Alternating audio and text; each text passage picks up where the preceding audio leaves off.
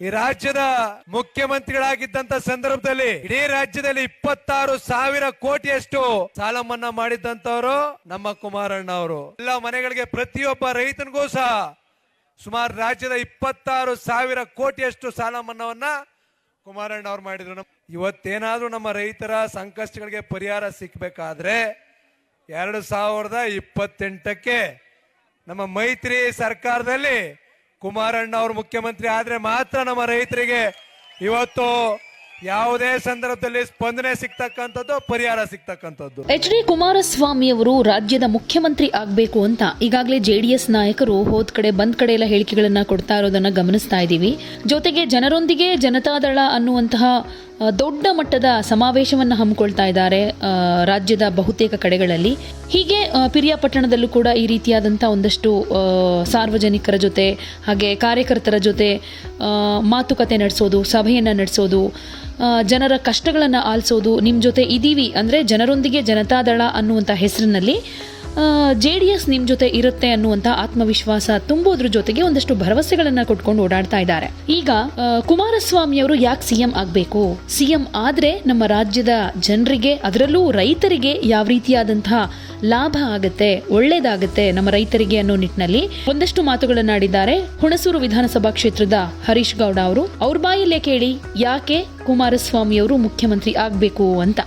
ನೀವು ನೋಡ್ತಾ ಇದ್ದೀರಿ, ಇಡೀ ದೇಶಕ್ಕೆ ಸುತ್ತಾ ಇದ್ದಾರೆ ಕುಮಾರಣ್ಣ ಅವರು. ಇಡೀ ದೇಶದಲ್ಲಿ ಸುತ್ತಿ ಇವತ್ತು ಆಂಧ್ರ ಪ್ರದೇಶದಲ್ಲಿ ವೈಜಾಗ್ನಲ್ಲಿ ಅಲ್ಲಿ ಸ್ಟೀಲ್ ಪ್ಲಾಂಟ್ ಏನ್ ಮುಚ್ಚೋಗಿತ್ತು, ಸುಮಾರು 10,000 ಕುಟುಂಬಗಳಿಗೆ ಇವತ್ತು ದಾರಿದೀಪ ಆಗಿರ್ತಕ್ಕಂಥವ್ರು ನಮ್ಮ ಕುಮಾರಣ್ಣ ಅವರು. ಈ ರಾಜ್ಯದ ಮುಖ್ಯಮಂತ್ರಿಗಳಾಗಿದ್ದಂತ ಸಂದರ್ಭದಲ್ಲಿ ಇಡೀ ರಾಜ್ಯದಲ್ಲಿ 26,000 ಕೋಟಿಯಷ್ಟು ಸಾಲ ಮನ್ನಾ ಮಾಡಿದ್ದಂಥವ್ರು ನಮ್ಮ ಕುಮಾರಣ್ಣ ಅವರು. ಯಾವ ಜಾತಿ, ಯಾವ ಧರ್ಮ, ಯಾವ ಪಕ್ಷ ಏನೂ ಕೇಳಲಿಲ್ಲ. ಎಲ್ಲ ಜಾತಿ, ಎಲ್ಲ ಪಕ್ಷ, ಎಲ್ಲ ಧರ್ಮದವ್ರಿಗೂ ಸಹ ಸಾಲ ಮನ್ನಾ.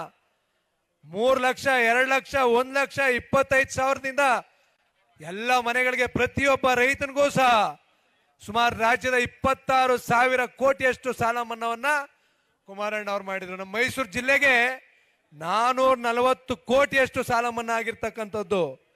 ಪಿರಿಯಾಪಟ್ಟಣ ತಾಲೂಕು ಒಂದಕ್ಕೆ ಕನಿಷ್ಠ ಪಕ್ಷ 100 ಕೋಟಿ ಸಾಲ ಮನ್ನಾ ಆಗಿದೆ ಕುಮಾರಣ್ಣ ಅವರು ಮುಖ್ಯಮಂತ್ರಿಗಳಾಗಿದ್ದಂತ ಸಂದರ್ಭದಲ್ಲಿ. ಇವತ್ತು ಕುಮಾರಣ್ಣ ಅವರು ಕೊಟ್ಟಿರ್ತಕ್ಕಂಥ ಸಾಕಷ್ಟು ಹಲವಾರು ಯೋಜನೆಗಳು ನಮ್ಮ ಕಣ್ಮುಂದೆ ಇದಾವೆ.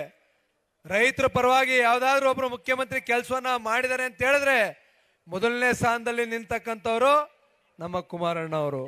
ಇವತ್ತೇನಾದ್ರೂ ನಮ್ಮ ರೈತರ ಸಂಕಷ್ಟಗಳಿಗೆ ಪರಿಹಾರ ಸಿಕ್ಬೇಕಾದ್ರೆ 2028ಕ್ಕೆ ನಮ್ಮ ಮೈತ್ರಿ ಸರ್ಕಾರದಲ್ಲಿ ಕುಮಾರಣ್ಣ ಅವರು ಮುಖ್ಯಮಂತ್ರಿ ಆದ್ರೆ ಮಾತ್ರ ನಮ್ಮ ರೈತರಿಗೆ ಇವತ್ತು ಯಾವುದೇ ಸಂದರ್ಭದಲ್ಲಿ ಸ್ಪಂದನೆ ಸಿಗ್ತಕ್ಕಂಥದ್ದು, ಪರಿಹಾರ ಸಿಗ್ತಕ್ಕಂಥದ್ದು. ಯಾವುದೇ ಸುದ್ದಿಯ ಅಪ್ಡೇಟ್ ಅನ್ನ ಮಿಸ್ ಮಾಡ್ಕೊಳ್ಬಾರ್ದು ಅಂದ್ರೆ ಈಗ್ಲೇ ಒನ್ ಇಂಡಿಯಾವನ್ನ ಸಬ್ಸ್ಕ್ರೈಬ್ ಮಾಡಿ. ನಿಮಗೆ ಬೇಕಾದ ಭಾಷೆಯಲ್ಲಿ ಎಲ್ಲಾ ಸುದ್ದಿ ತಿಳಿಬೇಕು ಅಂದ್ರೆ ಒನ್ ಇಂಡಿಯಾ ಆಪ್ ಅನ್ನ ಡೌನ್ಲೋಡ್ ಮಾಡ್ಕೊಳ್ಳಿ.